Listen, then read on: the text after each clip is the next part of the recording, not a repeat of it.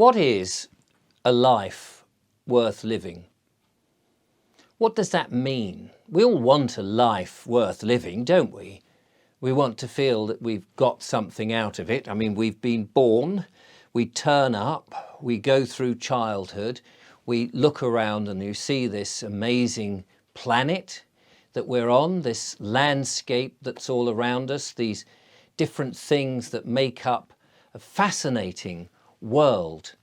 And we get controlled and pushed towards having to get a job in order to have a family and to have a mortgage for a house, and we get pushed in a certain direction. But we ultimately want to know, what is a life worth living? Otherwise, what is the point of being here? And in recent times, many of us are beginning to feel that life is not quite worth living. There's things being pushed on us. We're worried, we're anxious, we're confused, we're questioning. Maybe you're not questioning. Maybe you're just seeing life as a matter of fact, and it is what it is, and perhaps there's nothing you can do about it. But many of us, I think, are beginning to go, hang on a minute, what is the point of being here? And if we are here, surely we're here to thrive. Surely the whole purpose of all of this is to learn lots of things, but mostly to enjoy it, to experience something good. Of course, there's always going to be the yin and yang of life. You need to have some hardships to understand and appreciate the good things of life, and that goes without saying. But what makes up a life worth living? For me, and really I suppose I can only talk about myself, is I'm very much a traditionalist. I like old-fashioned things. I like the way things were. I read, for example, old books. I've just finished this book by A.G. Street Farmer's Glory, who was writing in the 1930s. And while I wouldn't necessarily want to go back and live exactly in that time, there's so much in the past that I feel resonates with me. Perhaps in a former life I was a labourer on a farm, which is why I'm attracted to farming stories and the importance of real food. Maybe that's why I sit and do my monologues, because there is something that is desperately missing from life here and now. And as we have explored on this channel, and many viewers email me and tell me their stories, that we're all feeling that at the moment there is something terribly wrong, and we start to isolate what those wrongs are. For example, we know that the government, such as it is a corporation. It's no longer what we thought perhaps as an assembly of people whom we've asked to look after us because we're busy with our own lives, and there's things that individually we can't do, like build better roads or protect our borders. We're all trying to feed our families and bring our kids up the way we would like them to bring up. We're interested in certain things, and we want to thrive, and we ask people to try and do that for us. Although in recent times, I think we can all agree that we have seen how actually those people that we thought were working for us most definitely seem to be working against us. And that's not right. And we are almost in that situation where we feel impecunious and hopeless to do anything about it in order to change it. And yet we know that these people are, in theory at least, our servants. Although they certainly don't act as our servants, they seem to act as our masters.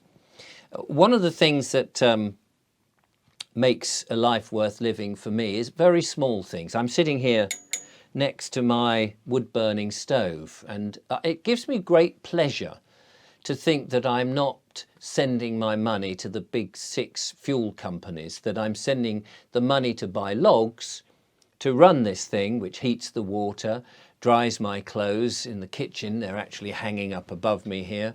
And that it heats the water for washing up, and I obviously can cook on it, and it heats my house. One product, locally grown, that is a renewable source, and I pay John, my logman, who is local, and he puts the money I give him into the local economy as well. Another thing that I've recently started to do is to smoke a pipe. And now you may say, oh, hang on a minute, smoking is bad. We've all been told that. Well, we have for the last 27 years been told that. That's true. We've been told by the government. And of course, we're now in that weird situation where anything the government tells us, we're beginning to question, are we not, whether what they want us to do is the right thing, like a certain medical intervention that we were told was the best thing for us. And actually it transpires that actually perhaps that medical intervention was not as good as it ought to have been. And I've mentioned with the pipe smoking and smoking in general, that having explored this in a little bit more detail and looked at some of the research actually to show how biased that was. And I believe there was this chap, Dr. Fauci, at the beginning of a so-called pandemic, was telling people now's the time to stop smoking, which was quite curious because it seems that the nicotine that's in tobacco, it turns out that actually it's not addictive, as we've been led to believe. And not only is it not addictive, but we have receptors in our body, nicotine receptors, and nicotine is in things like bell pepper and celery and potatoes and other things. And actually it plays an important part, especially if you've had a certain medical intervention, because it actually stops a certain spike protein from doing its thing. But I find with smoking a pipe, not so much that the research into the smoking and the lung problem they talk about is not actually true. But not only that, I find for me, it's meditative. It calms me down a bit and it makes me think, and I enjoy it. And to me, enjoying things is what makes a life worthwhile. I want to read you something as well from this book, because this to me speaks highly about where we are and what the plans are. The government and the people who are leaning on the government and basically directing the government, the WEF and the WHO, and those people who pay the WEF and the WHO and are funding them for these think tanks, and the people above them, people like the Club of Rome and these people who've dreamt up certain policies which are there really not for our benefit whatsoever. Let me just read you this. This is from the postscript. So he wrote this book about his farming life in 1931, and it was published. And then he wrote an epilogue some years later, and then he wrote a postscript in 1950 reflecting on some of what he had written and how things had changed. Now you have to remember he was a farmer from sort of 1910, something like that, before the First World War. He got through the First World War and was farming just before and a little bit after the Second World War. And in 1950 he wrote this, and it reflects on a number of things, but I think this bit stands up on its own. So he goes back to 1931 and he says, "Think for a moment of the average town citizen, John Smith, by every standard a thoroughly decent Briton. Here is how he began his day in 1931. If well trained, he got up, went downstairs and made some tea, taking his wife a cup to their bedroom, the tea coming from the Far East. Then, while he shaved and dressed, she prepared his breakfast. She gave him an egg from Holland, some bacon from Denmark, some butter from New Zealand, and some bread from Canadian wheat, with marmalade made from Spanish oranges. He washed this down with coffee from Brazil, sweetened with sugar from the West Indies. Then he took from his pocket a tobacco pouch made from Malayan rubber and a French briar pipe. He filled that pipe with Virginian tobacco and lit it with a Swedish match. And apart from the milk in his coffee, the only truly other British thing in his early morning was the kiss his wife gave him as he ran for the bus. British farming hardly came into the picture at all. And he is, of course, talking from a farming perspective. And that I find quite interesting, that 90 years ago, we were pretty much importing so much and were barely able to stand on our own feet. Farming, which had at one time become very important, and for centuries we had been self-sustaining. Now we were in a situation at the beginning of this whole global business where stuff was being imported. 90 years later, we see that this is the situation, and that everything is being imported so that in the supermarkets we can have food, whatever we want. At any time of the year, we can have those tomatoes or those strawberries, whatever it is that we want. And they're not necessarily, if at all, coming from a local place. They're not, and yet we're supposed to be, in this day and age, incredibly green and worried about from where our stuff comes from because of, you know, the amount of carbon that it's being used. And yet we'll still buy strawberries from hot countries, or tomatoes from Spain, and as he said. And we've gone through all of this. And yet during the war, the Second World War, of course, when the convoy ships were being targeted by the German U-boats at that time, we had the dig for victory, and people had to be as self-sustaining as they possibly could. Then we saw after that a relaxation of all of that. And here we are, where we have supermarkets producing food which sadly is highly processed, full of not very many nutrients, depleted of vitamins and good stuff, and we're eating it, and the local farms have been basically taken away, just as local traders have been taken away from us, the small shops, the butcher, the baker, the candlestick maker, and so on and so forth. And we've allowed this country in Britain to become basically just a dot where everything from the global perspective comes in because it's cheaper, and the race to the bottom in terms of price has happened. And yet, thanks to the Club of Rome, when they invented this myth of man-made global warming, and they decided that everywhere they would promote the idea that the planet was warming up and that it was our fault, that industry was the problem, that everything we do, even burning some logs in a wood-burning stove, was causing the planet to warm up. And they were promising us many times how places like the Maldives were going to be underwater, that we would see Big Ben surrounded by water in 12 years, and then it didn't happen. So another 12 years, this dramatic cataclysm was going to happen, and yet it didn't.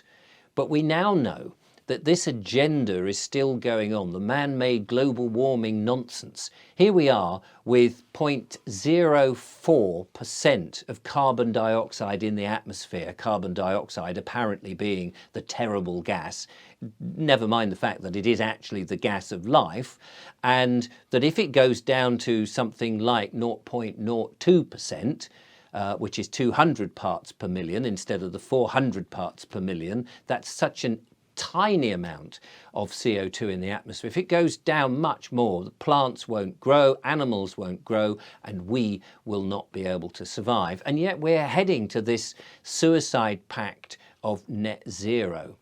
And yet this zero agenda is even worse, because they really want to start stopping us from driving in our cars, and we've seen that policy come all over the place. They want to close the airports. They want to stop us and keep us within these 15-minute cities, and to entrap us by using digital IDs, so that we cannot go across the country and explore this wonderful world, even the landscape. And I've just been driving around in the Peak District, up in Lancashire, in Shropshire, looking at the beautiful landscape. All of that will be prevented from me. What kind of a life is it have they got in store for us? More cameras surveilling us, making sure that we abide to what they want, to this lie of global warming, man-made global warming, which is supposedly there to save the planet. And they want us to live in a very frugal sort of way, behind screens, not actually going into nature, because that will all be rewilded and the farms will shut down and we'll all be eating synthetic food. To me, that is not a life worthwhile. Now, while I personally like a very simple life, a very natural life, if you like. I don't need huge trinkets, big televisions and Netflix and things like that to occupy me. I prefer to read old stories and old books. It's not, I appreciate, for everybody.